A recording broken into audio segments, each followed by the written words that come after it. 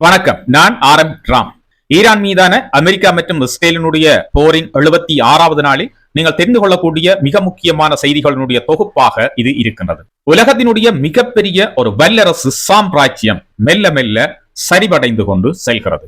கண்களுக்கு தெரியாத அளவிலே இந்த சம்பவத்தை மிக கச்சிதமாக ஈரான் செய்து வருகின்றதை காணக்கூடியதாக இருக்கின்றது. அமெரிக்கா கடந்த பிப்ரவரி மாதம் 28ஆம் தேதி இஸ்ரேலுடன் இணைந்து ஈரான் மீது மிகப்பெரிய ஒரு தாக்குதலை தொடங்கியது. இந்த தாக்குதலுக்கு பல காரணங்கள் அமெரிக்காவால் சொல்லப்பட்டாலும் உண்மையான காரணம் ஈரானிடம் இருக்கின்ற 60% செறிவூட்டப்பட்ட யுரேனியத்தை கைப்பற்றுவதும், அங்குள்ள ஆட்சி அதிகாரத்தை மாற்றி அமைத்து ஈராக்கில் தற்பொழுது இருக்கின்றது போன்ற ஒரு அமெரிக்க சார்பு ஆட்சியை ஈரானில் அமைப்பதும் தான் அமெரிக்காவினுடைய மிக முக்கியமான நோக்கமாக இருந்தது. இருந்தும் ஈரான் என்கின்ற மிக பெரும் பழமையான கலாச்சாரத்தையும் யுத்தங்களின் போது இலகுவில வெற்றி கொள்ள முடியாத ஒரு புவியியல் அமைப்பையும் உலகின் அதிக நாடுகளை எண்ணெய் தேவைகளுக்காக தன்னை நோக்கி ஈர்க்கக்கூடியதுமான ஒரு முக்கியமான நாடு ஈரான். அமெரிக்கா பல நாடுகளில் கை வைத்திருக்கலாம். அண்மையில கை வைத்த வெனிசுலா கூட அமெரிக்காவுக்கு மிகப்பெரிய ஒரு வெற்றியை ஒரே இரவில் கொடுத்ததாக கூட இருக்கலாம். அந்த வெற்றி களிப்பில் ஈரான் மீது அமெரிக்கா கை வைத்ததாக கூட இருக்கலாம். ஆனால் அமெரிக்காவிற்கு இப்பொழுது கடக்கின்ற ஒவ்வொரு நாளும் மிகப்பெரிய தலைவலியான நாட்களாகவே நகர்ந்து கொண்டிருக்கிறது. அது எல்லாவற்றிற்கும் மிக முக்கிய காரணகர்த்தாவாக இருக்கின்றவர் ஈரான் தான். ஈரான் இந்த யுத்தத்தில் பல விடயங்களை இழந்திருக்கின்றது. ஈரானினுடைய தலைவர்கள் பலர் கொல்லப்பட்டிருக்கின்றார்கள். ஈரானினுடைய விஞ்ஞானிகள் பலர் கொல்லப்பட்டிருக்கின்றார்கள். ஈரானினுடைய இராணுவ தலைவர்கள், ஈரானினுடைய தொழில்நுட்பவியலாளர்கள் என்று பலர் கொல்லப்பட்டிருக்கின்றார்கள். ஈரானினுடைய கட்டுமானங்கள் பல அழிக்கப்பட்டிருக்கின்றது. ஈரானினுடைய உட்கட்டமைப்புகளான மின் உற்பத்தி நிலையங்கள், நீர் சுத்திகரிப்பு அமைப்புகள், எண்ணெய் உற்பத்தி நிலையங்கள், எண்ணெய் வயல்கள் என்று பல இடங்கள் அமெரிக்கா மற்றும் இஸ்ரேலினுடைய மிக துல்லியமான தாக்குதல்களின் காரணமாக முற்றுமுழுதாக அழிக்கப்பட்டு சிதைவடைந்து போய் இருக்கின்றது. எனினும் ஈரானினுடைய எல்லா இழப்புகளுக்கு பின்னரும் கூட ஈரான் நிமிர்ந்து நிற்பது அமெரிக்காவிற்கு மிகப்பெரிய ஒரு தலைவலியாக இருக்கின்றது. வெனிசுலாவில் கிடைத்த வெற்றி போன்ற மிகப்பெரிய ஒரு வெற்றி ஈரானில் ஒரே இரவில் கிடைக்காதது அமெரிக்காவிற்கு மிகப்பெரிய ஏமாற்றம். இது ஏமாற்றம் மட்டுமல்ல, அமெரிக்கா என்ற மிகப்பெரிய சாம்ராஜ்யம் இவ்வளவு காலமாக உலகத்தினுடைய ஒரே தனிப்பெரும் வல்லரசு என்ற பெயரை தக்க வைத்துக் கொண்டிருந்த நிலையில் அமெரிக்காவினுடைய அந்த வல்லரசு என்ற தலைக்கணம் மெல்ல மெல்ல இப்பொழுது சரிந்து கொண்டிருப்பதை காணக்கூடியதாக இருக்கின்றது. தற்போதைய அமெரிக்க பிரசிடென்ட் டொனால்ட் ட்ரம்ப் அவர்கள் பல விடயங்களில் கோட்டை விட்டிருக்கின்றார் என்றுதான் சொல்ல வேண்டும். இந்த தாக்குதல்களை ஆரம்பித்த போது ட்ரம்ப் அவர்கள் மிகவும் உற்சாகமாக இருந்தார். வெனிசுலாவில் கிடைத்த வெற்றியை போன்ற ஒரு மிக இலகுவான வெற்றி விரைவில் ஈரானில் கிடைக்கும் என்ற நம்பிக்கையோடு அவர் இருந்தார். அவருக்கு அமெரிக்காவில் மிகப்பெரிய ஆதரவு இருப்பதாக அவர் நம்பினார். ஈரானை வெற்றி கொண்டதும் அது இரட்டிப்பாகும் என்பது அவருடைய கணக்கு. அந்த உற்சாகத்தோடு எதிர்வரும் காலங்களில் கீபாவிலும் கிரீன்லாந்திலும் கால் வைத்து உலகத்தினுடைய ஹீரோ ஆகிவிடலாம் என்ற எண்ணத்தில் அவர் இருந்தார். ஆனால் இன்றைய நிலைமையில் அது எல்லாமே தலைகீழாக மாறி இருக்கின்றது. அமெரிக்கா அதனுடைய நேரடி போட்டியாளர்களின் காலில் விழ வேண்டிய ஒரு நிலைமைக்கு தள்ளப்பட்டிருக்கின்றது. இந்த இக்கட்டான நிலையை அமெரிக்காவிற்கு ஏற்படுத்தியது ஈரான் மட்டும்தான்.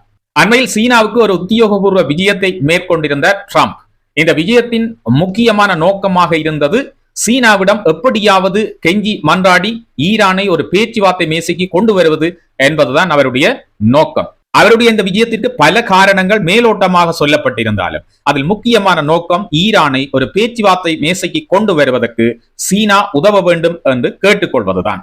இந்த காலப்பகுதியில் மிக முக்கியமான விடயங்கள் எல்லாம் நடந்தது.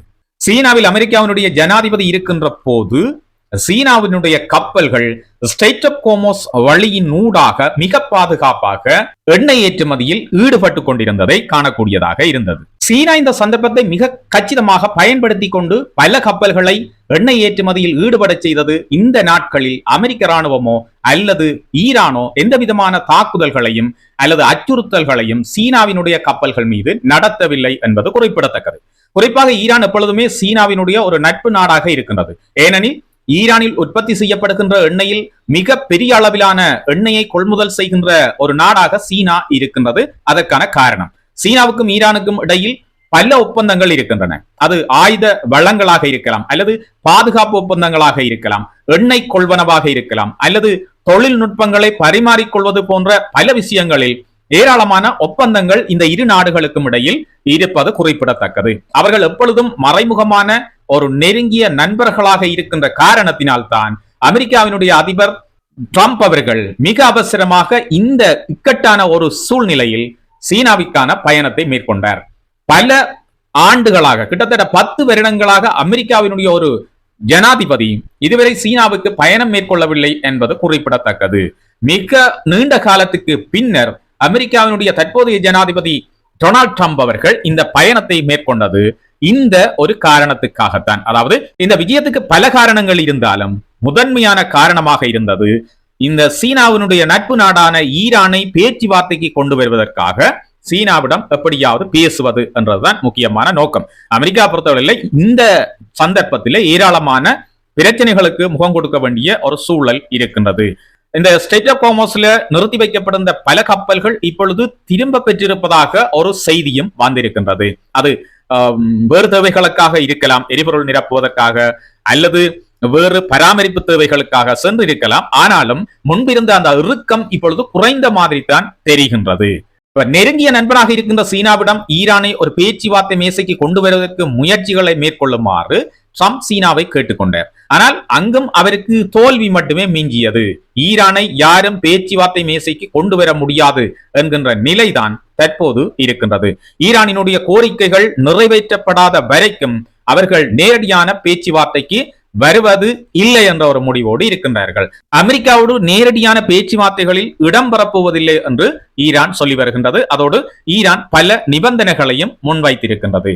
அமெரிக்காவினுடைய அதிபர் டொனால்ட் ட்ரம்ப் அவர்கள் சீனாவில் பேச்சுவார்த்தையில் ஈடுபட்டுக் கொண்டிருந்த போது அதே நேரத்தில் இந்தியாவிலே டெல்லியில ஒரு முக்கியமான மீட்டிங் நடந்தது. அமெரிக்காவினுடைய அதிபர் டொனால்ட் ட்ரம்ப் அவர்கள் சீனாவில் தங்கியிருந்து பேச்சுவார்த்தைகளில் ஈடுபட்டுக் கொண்டிருந்த அதே சமயத்தில் இந்தியாவினுடைய தலைநகர் டெல்லியில ஒரு முக்கியமான மீட்டிங் நடக்குது, பிரிக்ஸ் மாநாடு. இந்த பிரிக்ஸ் மாநாட்டில இப்ப சில குழப்பங்கள் ஏற்பட்டிருக்கிறது, கண்கூடாக தெரிகின்ற ஒரு விடயமாக இருக்குது. மத்திய கிழக்கில் இருக்கிற சில நாடுகள் இந்த பிரிக்ஸ் மாநாட்டில கலந்து கொண்டாலும் இதில் எடுக்கப்பட்ட முடிவுகளுக்கு எல்லா நாடுகளும் ஒத்துவரையில. சில குறிப்பிட்ட 1-2 நாடுகள் எதிர்ப்பு வெளியிட்டதை இறுதியாக தலைமை தாங்குகின்ற இந்தியா தெரிவித்திருந்தது கவனத்தில் கொள்ளக்கூடியதாக இருந்தது. குறிப்பாக சவுதி அரேபியா மற்றும் ஐக்கிய அரபு அமீரகம் போன்ற நாடுகள் ஈரான் எடுத்த முடிவுகளுக்கு எதிர்ப்பை தெரிவித்ததாக கூறப்பட்டது. இந்த மீட்டிங்ல ஒருவர் பேசினார், முக்கியமான ஒருவர், ஈரானினுடைய வெளியுறவு அமைச்சர் அப்பாஸ் அரக்சி அவர்கள் ஒரு நீண்ட உரையாற்றி இருந்தார். இந்த உரையில பல விஷயங்கள் சொல்லப்பட்டது. குறிப்பாக ஈரான் மீதான இஸ்ரேல் மற்றும் அமெரிக்காவினுடைய தாக்குதல்களை பிரிக்ஸ் அமைப்பு வெளிப்படையாக கண்டிக்க வேண்டும் என்ற ஒரு கோரிக்கையை அவர் முன்வைத்திருந்த போது நான் முன்பு குறிப்பிட்ட இந்த 2 நாடுகள் அதற்கு எதிர்ப்பு தெரிவித்திருந்ததாக சொல்லப்பட்டது. இதனால் தான் ஒரு கூட்டறிக்கை இந்த மீட்டிங்கினுடைய கடைசி நேரத்தில் வெளியிடப்படவில்லை என்பது குறிப்பிடத்தக்கது. இறுதியாக ஒரு அறிக்கை வெளியிடப்பட்டது இந்தியாவினால். அந்த அறிக்கை ஷேர்ஸ் ஆஃப் ஸ்டேட்மெண்ட் என்ற அடிப்படையில் இந்தியா மட்டும் வெளியிட்ட ஒரு அறிக்கையாக இருக்கின்றது. இந்த கூட்டத்தின் போது ஈரானினுடைய வெளிவிவகார அமைச்சர் அப்பாஸ் அரக்சி அவர்கள் பல விஷயங்களை சொன்னார். அந்த பல விடயங்கள்ல குறிப்பாக அவர் ஒரு விஷயத்தை சொல்லி இருந்ததை நாங்கள் கவனத்திலே எடுக்க வேண்டும். அமெரிக்கா என்ற ஒரு வல்லரசு அல்லது உலகத்தினுடைய தலைமைத்துவம் என்று சொல்லப்படுகின்ற இந்த அமெரிக்காவினுடைய சாம்ராஜ்யம் இப்பொழுது மாற்றம் கண்டு வருகின்றது. அமெரிக்காவினுடைய தலைமைத்துவம் இப்பொழுது உலகத்திலிருந்து நீக்கப்பட்டு கொண்டிருக்கின்றது என்று அவர் மிகவும் ஆணித்தரமாக குறிப்பிட்டிருந்தார். இந்த விஷயத்தை அவர் இந்தியாவிலே டெல்லியில நடந்த பிரிக்ஸ் மாநாட்டில ஒரு கோடிட்டு காட்டுவது போல அதை குறிப்பிட்டிருந்தது நாங்கள் கவனத்தில் கொள்ள வேண்டும். அமெரிக்கா பல இடங்கள்ல தோற்று போய் வந்தாலும் ஈரான்ல ஏற்பட போகின்ற தோல்வி என்பது மிகப்பெரிய தோல்வியாக மாறப்போகின்றது. உலகத்தினுடைய தலைவர் அல்லது உலகத்தினுடைய தலைமை என்கின்ற ஒரு நிலை மாற்றமடைய இருக்கின்றது. ஈரான் இப்பொழுது அடிக்கடி சீனாவினுடைய பக்கம் செல்வதை காணக்கூடியதாக இருக்கு. ஆனால் சீனா மற்றும் ஈரானுக்கு இடையில் ஒரு மானசீகமான தொடர்பு இருக்கின்றதா அல்லது மானசீகமான உறவு இருக்கின்றதா என்பது பற்றி இனிவரும் காலங்களில் தான் நாங்கள் புரிந்து கொள்ளக்கூடியதாக இருக்கும். ஏனென்றா எப்பொழுதுமே சீனா தன்னுடைய நலனுக்காகவே எல்லா விஷயங்களையும் செய்யும் என்றதுதான் உண்மை. ஆகவே ஈரானை பயன்படுத்தி விட்டு பின்னொரு காலத்தில் கைவிட்டு விடுமோ என்ற எண்ணம் எழுவதற்கு நிறையவே வாய்ப்பு இருக்கின்றது. ஏனென்றால் சீனா தன்னுடைய நலனுக்காக பல இடங்களில் பல விஷயங்களை செய்திருந்தது நாங்கள் கவனத்தில் எடுக்கலாம். அமெரிக்காவும் அதே விடயங்களைத்தான் செய்யும். தன்னுடைய நலனுக்காக பல நாடுகளை யுத்தத்திற்குள் இழுத்துவிட்டு அவர்களை சண்டையிட செய்துவிட்டு அமெரிக்கா நைஸாக விலகி விடுவது அதனுடைய பழக்கம். குறிப்பாக நாங்கள் உக்ரைன் ரஷ்யாவினுடைய சண்டை இப்பொழுது நடந்து கொண்டிருக்கிறது. உக்ரைன் ரஷ்யாவுடன் சண்டை போடுவது அமெரிக்கா மற்றும் நேட்டோவினுடைய ஆயுத பலத்தை ரஷ்யாவிற்கு காட்டுவதற்காகத்தான் என்று ஒரு குற்றச்சாட்டு இருக்கின்றது. உக்ரைன் அமெரிக்கா மற்றும் நேட்டோவுடைய ஆயுதங்களை வைத்துத்தான் ரஷ்யாவுடன் யுத்தத்தில் இப்பொழுது ஈடுபட்டுக் கொண்டிருக்கின்றது. அதேபோல இந்த சந்தர்ப்பவாத நிலைமையை இன்னும் சொல்லலாம். சீனாவில் போய் நின்று கொண்டு அமெரிக்கா தாய்வானுக்கு எதிரானது போல ஒரு கருத்தை சொன்னது காணக்கூடியதாக இருந்தது. இதுக்கு எதிரான கருத்தை தாய்வானும் அமெரிக்காவுக்கு எதிராக சொல்லி இருக்கின்றது. ஆகவே இந்த சந்தர்ப்பவாதம் அல்லது தங்களுடைய நலனுக்காக ஒரு நாட்டை பயன்படுத்தி விட்டு போகின்ற நிலைமை இருப்பது வழக்கமாகி இருக்கிறது. இந்த சந்தர்ப்பத்தில் ஈரான் மீது அமெரிக்கா இஸ்ரேல் மட்டும்தான் முதன்முதல தாக்குதல்களை ஆரம்பித்தது. மிகப்பெரிய அளவில் இந்த யுத்தம் இன்று வரைக்கும் போய்கொண்டிருக்கு. இதை நிறுத்த முடியாமல் அமெரிக்காவும் அந்த நாடுகளும் இப்ப விழித்துக் கொண்டிருக்கின்ற ஒரு நிலைமையில இஸ்ரேலும் அமெரிக்காவும் சேர்ந்து ஒரு நரித்தனமான விஷயத்தை இப்ப செய்திருக்கின்றார்கள். இனி மத்திய கிழக்கில ஒரு தொடர்ச்சியான யுத்தம் நடந்து கொண்டிருக்கிறதுக்கான வாய்ப்புகளை இப்ப இஸ்ரேலும் அமெரிக்காவும் ஏற்படுத்தி வைத்திருக்கின்றது. அமெரிக்கா இஸ்ரேலும் சேர்ந்து அப்படி என்ன ஒரு நரித்தந்திரம் செய்திருக்கின்றார்கள் என்றா, மத்திய கிழக்கு நாடுகளில் இருக்கின்ற குறிப்பாக 2 நாடுகள் ஐக்கிய அரபு அமீரகம் மற்றும் சவுதி அரேபியா என்பவற்றை நேரடியாக ஈரான் மீது தாக்குதல்களை நடத்துவதற்கு அவர்கள் உற்சாகம் அளித்திருக்கின்றார்கள். இதனூடாக இப்பொழுது சவுதியும் ஐக்கிய அரபு அமீரகமும் முதல் முறையாக நேரடியாக ஈரான் மீது தாக்குதல் நடத்தி இருக்கின்ற செய்தி கிடைத்திருக்கின்றது. போர் ஆரம்பித்தவுடன் வளைகுடா நாடுகளில் இருக்கின்ற பல நாடுகளில் உள்ள அமெரிக்காவினுடைய ராணுவ தளங்கள், ரேடர் தளங்கள் மீது ஈரான் தாக்குதல்களை நிகழ்த்தியது. இது அந்த நாடுகளுக்கு எதிரான யுத்தம் அல்ல, இந்நாடுகளில் இருக்கின்ற அமெரிக்காவினுடைய ராணுவ நிலைகள் மீதே நாங்கள் தாக்குதலை நடத்துகின்றோம் என்று ஈரான் இந்த தாக்குதல்களுக்கான விளக்கத்தை சொல்லி இருந்தது. இந்த தாக்குதல்கள் குறிப்பாக மிக அதிகமாக பாதிக்கப்பட்ட நாடுகளாக இந்த 2 நாடுகளும் தான் இருக்கின்றன. ஏனென்றால் மிக அதிகமாக அமெரிக்காவிற்கு ஆதரவு வழங்குகின்ற வளைகுடா நாடுகளாக இந்த 2 நாடுகளும் இருப்பதால் அங்கு அதிகமான அமெரிக்க ராணுவ தளங்கள், ராணுவ நிலையங்கள் இருக்கின்றன. ஆகவே இவற்றின் மீது தொடர்ச்சியாக ஈரான் தாக்குதல்களை நடத்தியது. ட்ரோன் மற்றும் ஏவுகணை தாக்குதல்களையும் சில சமயங்களில் குறைந்த அளவிலான விமான தாக்குதல்களையும் இங்கே மேற்கொண்டது குறிப்பிடத்தக்கது. ஆகவே இந்த நாடுகளையும் மிகப்பெரிய பொருளாதார பிரச்சனைகள், அவர்களுடைய எண்ணெய் ஏற்றுமதியில் சிக்கல்கள் என்று மிக பெரிய பிரச்சனைகள் வருவதை தொடர்ந்து அவர்களுக்கு ஈரான் மீது ஒரு எதிர்நிலை கருத்துருவாக்கத்தை உருவாக்கியது. இதை சாதமாக பயன்படுத்தி கொண்டு ஈரானில் இருந்து வருகின்ற தாக்குதல்களை தவிர்த்துக் கொள்வதற்காக அல்லது முறியடிப்பதற்காக அமெரிக்காவும் இஸ்ரேலும் இப்பொழுது சவுதியிலும் ஐக்கிய அரபு அமீரகத்திலும் நேரடியாக இறங்கி விமான எதிர்ப்பு சிஸ்டம் அயம் டோமை கொண்டு நிலைநிறுத்தி அதனை இயக்குவதற்கு இஸ்ரேல் ராணுவத்தையே அனுப்பியிருப்பது குறிப்பிடத்தக்கது. இதன் பின்னர் இந்த யுத்தம் நடந்து கொண்டிருக்கின்ற காலப்பகுதியில பல தாக்குதல்களை சவுதி மற்றும் ஐக்கிய அரபு அமீரகம் ஈரானுக்கு எதிராக நடத்தி இருப்பதாகவும் இப்ப செய்திகள் அடிபட்டு கொண்டிருக்குது.